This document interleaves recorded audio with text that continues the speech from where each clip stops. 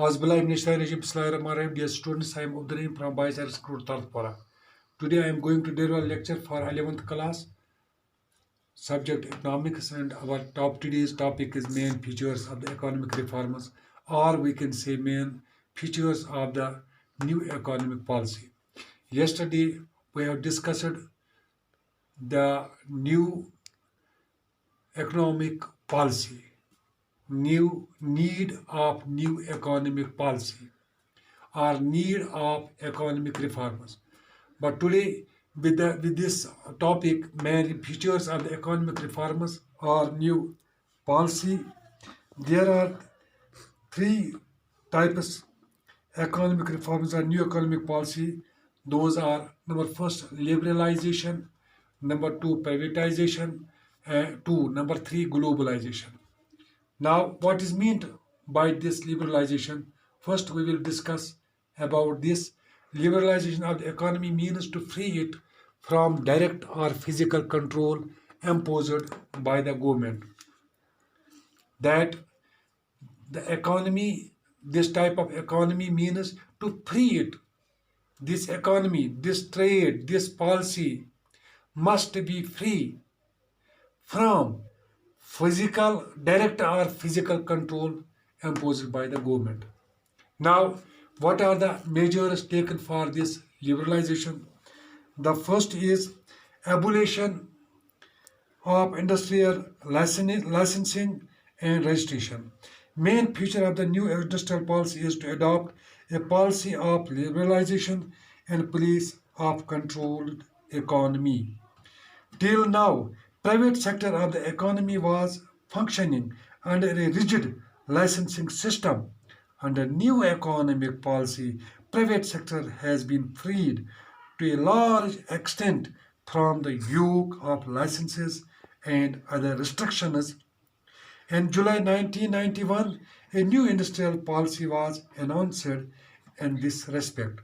According to it, with the exception of 6 industries, industrial licensing has been abolished for all other industries for which licenses are still necessary or industrial explosives, dangerous chemicals, drugs.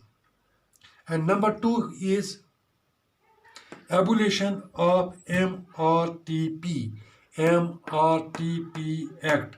According to these provisions of monopolies and restrictive trade practices, MRTP, monopolies and restrictive trade practices act, all those companies having assets worth more than 100 crores were used to be declared MRTP firms and were subjected to several restrictions.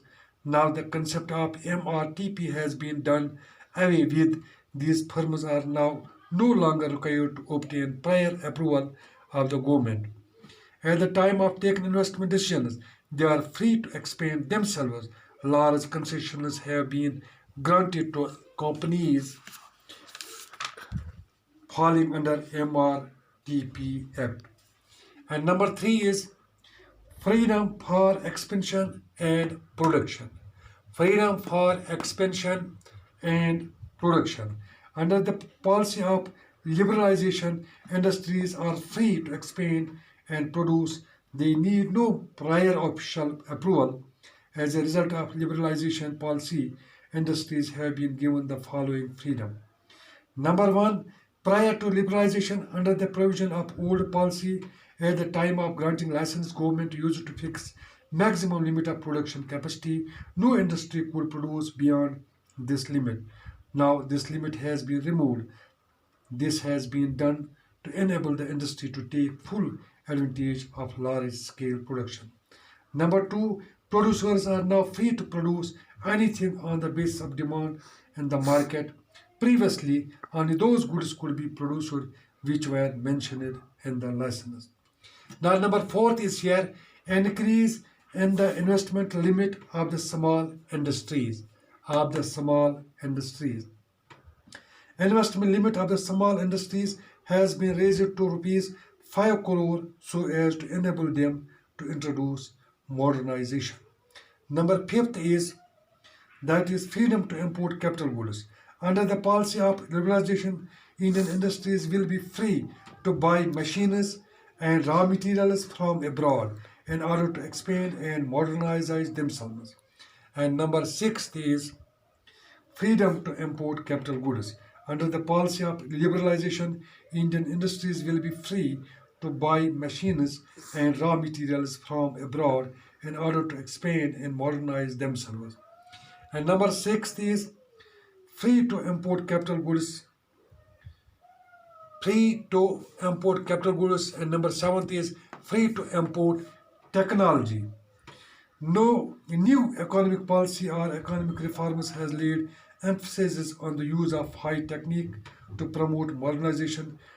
The object of the policy is to develop sunrise industries, that is computers and electronics, under new economic reforms to promote technological dynamism, and Indian industries government has allowed agreement to import high technology. There is a provision in the new industrial policy that high priority industries need not seek permission to enter into the agreement relating to high technology.